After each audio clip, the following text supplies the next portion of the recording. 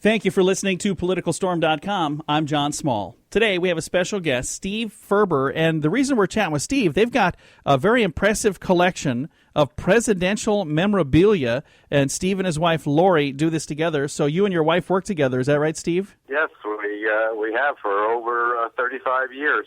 My wife and I work together, and it's funny, I have people all the time say, how in the world do you guys work together? And I say, you should ask her that, because for me it's pretty easy. So.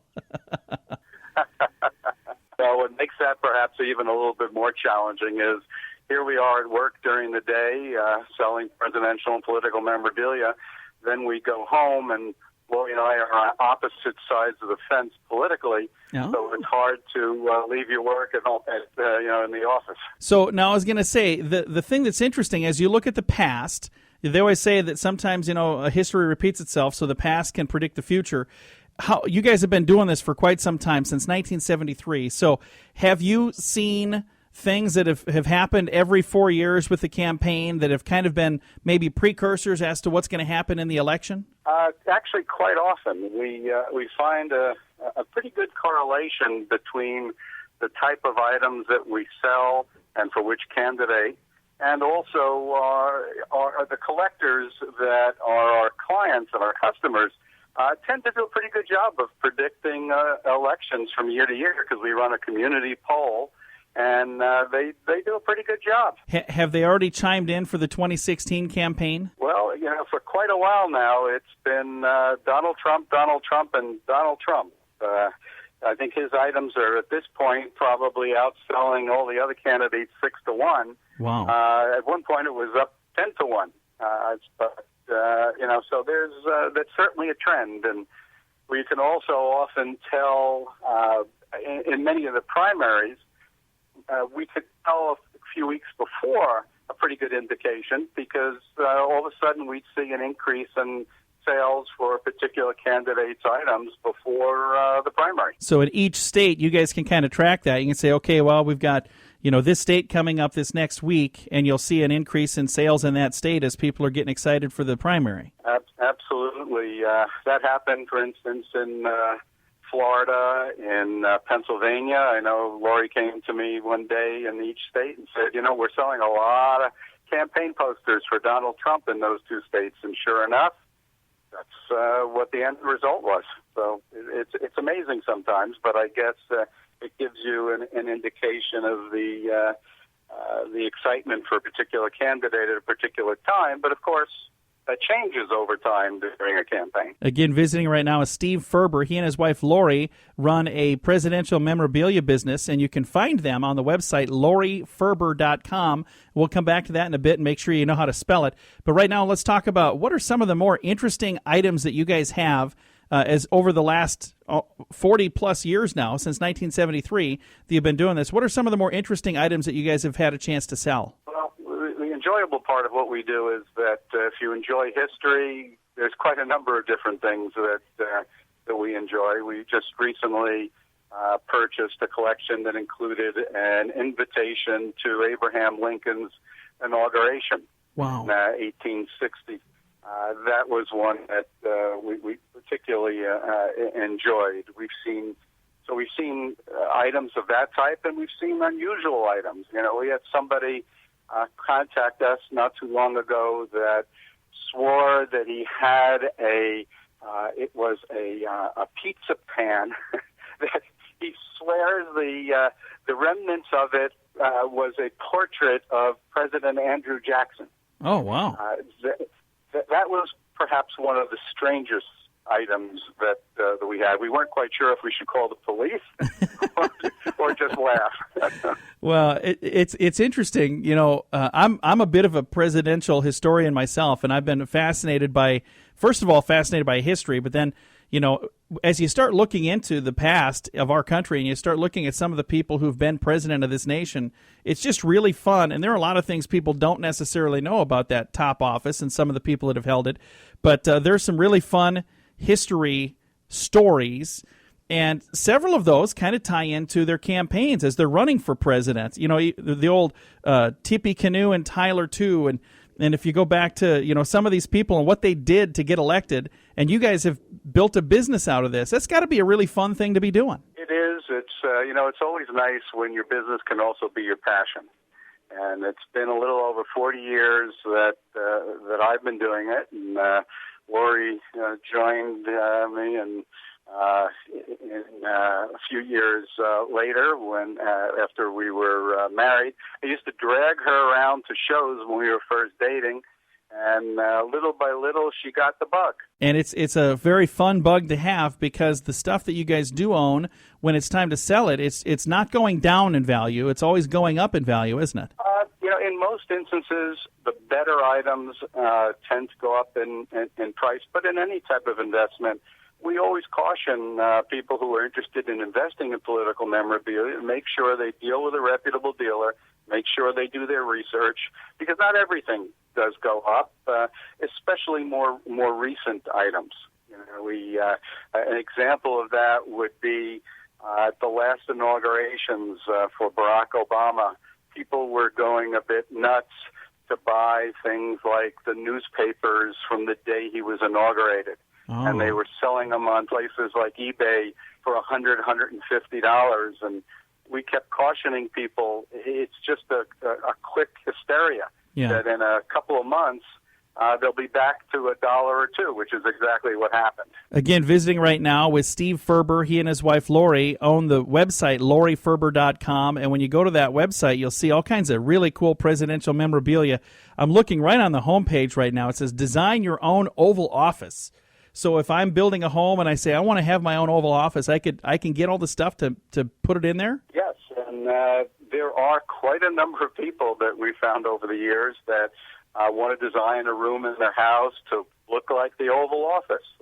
Years ago, we never expected that, but it turned out that it's been very popular. We have sold quite a number of what they call the Resolute desk, which is the desk that's typically in the Oval Office, and we've sold them not only in the U.S., but around the world. I'm looking at it right now. That's a beautiful desk, and it's amazing when you watch the movie National Treasure 2, they get to go into the Oval Office, and the Resolute desk in that particular movie supposedly had been built by a guy that designed puzzles, and there are all these fancy little gadgets. I don't know that any of that's accurate, but it was fun for the movie. So when I buy this one here from your website, does it have all those gadgets in it, or it's just a desk? If you wanted it custom made, yes, it would. But you're 100% right. The gadgets you see on TV were not in the original desk. And most people would rather have the original, but I will tell you, too, that we do sell a lot of the desks and a lot of our items to TV production companies, movie companies. That we've probably had our desks blown up more times than I could ever imagine in some of the movies out there. Wow. That would just be hard to see that, all the time and effort that goes into making that, and then they're going to just blow it up for a movie. Well, I think in most instances it's a little bit of CGI technology when they blow it up. But a lot of our items do wind up in TV shows, plays on Broadway, movies, quite a few different shows. So talking about the memorabilia that's maybe a little more affordable for the average Joe, I'm seeing on here buttons, bobbleheads, things like that. That's probably something you sell more of than the Resolute desk, although that would be awesome to get that, but that's probably not something you sell to as many people. The buttons and the pins and the things that people buy, the posters, as you see somebody like just recently Ted Cruz dropped out of the race, do you see the sale of those things go down or go up, or what happens when that history changes like that? What we found is as soon as a candidate drops out of the race, the sales actually go up for a short period of time and then tend to be forgotten over time. But initially, there's a surge. I guess people think, well, if I don't buy that memory right now, it'll disappear. But it's an unusual occurrence. But just about every time somebody drops out, there's a pickup in sales. Something that's been interesting for me personally with this particular election and the last few, but even more so with this one, is the role that social media plays. And you've got people sharing things, and there's a way for me to have a voice finally. Before it was whatever the news told me. as we've seen that, we've seen some amazing things happen with Donald Trump. We've seen some amazing things happen this year also with Bernie Sanders, a few years ago with Barack Obama. How does that play into the memorabilia sales? Well, I think it relates to what you said a few minutes ago, which is collecting of these types of items or purchasing types of items. It's not just for the rich. It's not just a $7,000 desk. It's also a 99-cent campaign button. And we tend to offer both. We offer some expensive items for the true collectors, but we also offer what's often referred to as swag, items that are given out by the campaigns or inexpensive campaign items. And that's very popular and very common, and we like to have both on our site because that way people have an opportunity to purchase items in all different price ranges. Again, visiting right now is Steve Ferber from the website LoriFerber.com, and Lori happens to be his wife. They work together, which is a really fun thing, a husband and wife working together. Now, you said the two of you don't necessarily agree politically. Do I dare ask which party you belong to and which party she belongs to? You can ask, but it's actually something we don't openly discuss usually, but I'll give you a little bit of a hint. The first item that I ever sold years ago was I thought I had this brainstorm of manufacturing a couple of thousand Richard Nixon campaign items from his inauguration that were stamped in Washington, D.C. on his inauguration day. Nice. I think we did about 2,000 or 3,000 of them. I drove them personally to Washington, D.C., and today I think I still have 98% of them left. So maybe that wasn't the best thing to start with, is what you're saying? Yeah, I think that's probably true, and trust me, Lori reminds me every day as she walks by that large box of those items that are still sitting there. Well, one of these days, maybe there'll be a big resurgence of Nixon memorabilia, and all of those will be sold. I don't know exactly what it would take to make that happen, but if it does, that'd be quite the turnaround for you, wouldn't it? So. Yes, it would, and it would get me out of the doghouse. Well, we'll see. Maybe this phone call will help get them out of the doghouse. How much do they cost if I want to go on the website and buy one? $7.95. See, folks, if we all pitch in $7.95 each, we can get Steve out of the doghouse since 1973. So we'll do what we can. It'll be that politicalstorm.com bump. So, again, visiting right now with Steve Ferber from LoriFerber.com. Again, if I'd like to go to that website and purchase memorabilia, you've got stuff that's very affordable on here. We do, really all different price ranges. And people do ask us sometimes, they'll say, well, you have a $5,000 item and then next to a $1.99 item. Why are you doing that? The people who are at marketing on the web, they say you got to be either expensive or inexpensive. And our comment to them is that collecting is for everybody. That, why shouldn't people be able to buy something for $1.99? It's not all about the items that are, thousands of dollars to purchase. So do you have all of these things, like do you own all of this stuff, or do you consign it, or where do you keep all of it?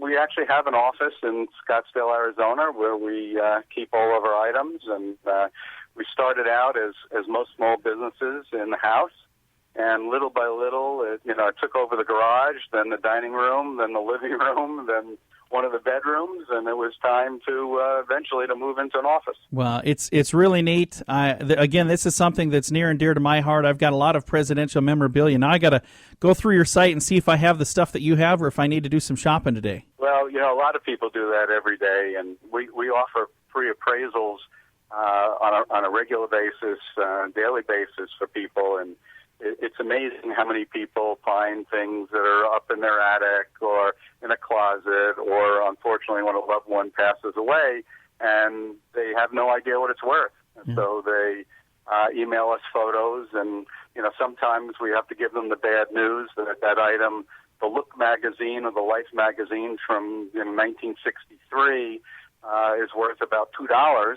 But sometimes the people are surprised with some very nice value for items that they found in the attic. Very nice. Again, visiting today with Steve Ferber from LoriFerber.com. I'm going to spell that just to make sure you go to the right site. It's LoriFerber.com. And they've got a great presidential memorabilia collection, the number one collection on the internet, I see. So that, to me, that's a pretty good collection then, right? Well, we have, I think at last count, we had about 14,000 different items. Wow. On the website. So that definitely keeps us busy. Well, before you and I get off the phone, you got to tell me where I go to find this Nixon thing. That's what I'm going to highlight. We're going to sell those for you. So going to get you out of the doghouse, my friend. Nixon souvenir card in the search bar, and it brings you right to it. I'll find, and that's what I'm linking to on my social media. So, well, again, Steve, thank you so much for taking the time to chat with me. It's been a pleasure to chat, and thank you so much for your insight. I think it's really fascinating that you're saying that, even before the numbers come in, you guys can kind of tell because you see a surge in sales in those states. So if you were going to predict right now, who do you think the president would be in 2016? Do you have a solid prediction, or is it fairly close? Right now, it's running fairly close. And since Lori's in the next room kind of looking at me right now, I'm afraid to predict. I know how that goes, too. Yeah. Right now, our poll on the website is actually who Donald Trump is going to pick as his vice presidential candidate. Oh, who are you guys seeing on that? That's something that I've been wondering about. I think right now, Ted Cruz is still in the lead, if I'm not mistaken. I'm going to look it up right now as we're talking, but I believe he's still in the lead. Well, there you go. And if people would like to vote on that, do they do that right here at LoriFerber.com? They can, absolutely. All right. And where do you click? Because I'm going to do that before I get off the website. Let's see. Well, usually when you pick a product, on that page on the right-hand side is our community poll. Well, there it is right over there, community poll. Fantastic. Well, Steve, thank you again. I appreciate you taking the time to chat with us today. And would it be okay if we reach back out again after we actually have our two candidates for sure? Absolutely. It'd be a pleasure. I'd love to chat with you as we get a little closer, and it's fun to visit with somebody else who also works with his wife, and to know that you've been doing it longer than I have. It's good to know that it's possible and it's sustainable, so that's good to know. Thanks very much. Again, Steve Ferber right there. He and his wife Lori work together with a presidential memorabilia business. The website is LoriFerber.com. I'll spell that for you. It's LoriFerber.com. Thank you for listening to PoliticalStorm.com. I'm John Small.